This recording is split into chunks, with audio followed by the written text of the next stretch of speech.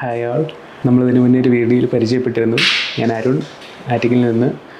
അന്ന് നമ്മൾ PRP ചെയ്തതിന് ശേഷം എൻ്റെ റിസൾട്ട് കാണിച്ചുകൊണ്ടുള്ള വീഡിയോയിലായിരുന്നു നമ്മൾ പരിചയപ്പെട്ടിട്ടുണ്ടായിരുന്നത്. എൻ്റെ ഡോണർ ഏരിയ നല്ല വീക്കായിരുന്നു. അപ്പോൾ ആ ഡോണർ ഏരിയ സ്ട്രോങ് ആക്കാൻ വേണ്ടിയിട്ടായിരുന്നു ഞാൻ ആദ്യം കുറച്ച് PRP എടുത്തിട്ടുണ്ടായിരുന്നത്. അതിനുശേഷം സ്ട്രോങ് ആയ ഡോണർ ഏരിയ വെച്ചിട്ട് എനിക്ക് കുറഞ്ഞ ഗ്രാഫ്റ്റിലാണ് എൻ്റെ ഫ്രണ്ട് എല്ലാം കവറായി കിട്ടിയത്. എനിക്ക് ഇപ്പം കഴിഞ്ഞ ഏപ്രിലിൽ എൻ്റെ ട്രാൻസ്പ്ലാന്റ് കഴിഞ്ഞു. അത് കഴിഞ്ഞിട്ട് കൊച്ചിയിലായിരുന്നു ട്രാൻസ്പ്ലാന്റ് നടന്നത്. അതിനുശേഷം നമ്മളിപ്പോൾ തിരുവനന്തപുരത്തെ ഡെൻസിറ്റയുടെ പുതിയ ഇവിടെ വന്നിട്ട് PRP ചെയ്യാനായിട്ടാണ് നമ്മളിവിടെ നിൽക്കുന്നത്. ട്രാൻസ്പ്ലാന്റ് ചെയ്തതിന് ശേഷം ഒരു 3-4 മാസത്തിന് ശേഷം എൻ്റെ ഹെയറിൻ്റെ ഗ്രോത്താണ് ഇപ്പോൾ കാണുന്നത്.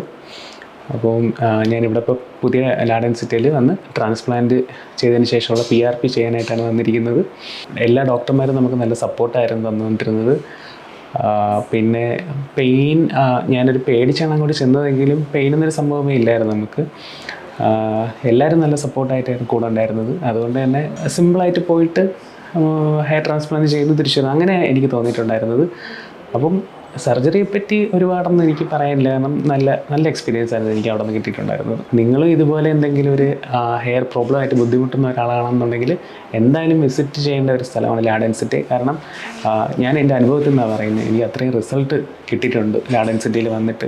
PRP ചെയ്തിട്ടായാലും അല്ലെങ്കിൽ ഹെയർ ട്രാൻസ്പ്ലാന്റ് ചെയ്തിട്ടായാലും. കാരണം അതിൻ്റെ മുഖത്തു നിന്നുള്ള സന്തോഷം കാണുമ്പോൾ തന്നെ അറിയാൻ പറ്റും ഞാൻ അന്ന് എങ്ങനെയാണ് അവിടെ ഡെൻസിറ്റിയിൽ എത്തിപ്പെട്ടതെന്ന്, അതിനുശേഷം ഹെയറിനുണ്ടായ ചേഞ്ച്.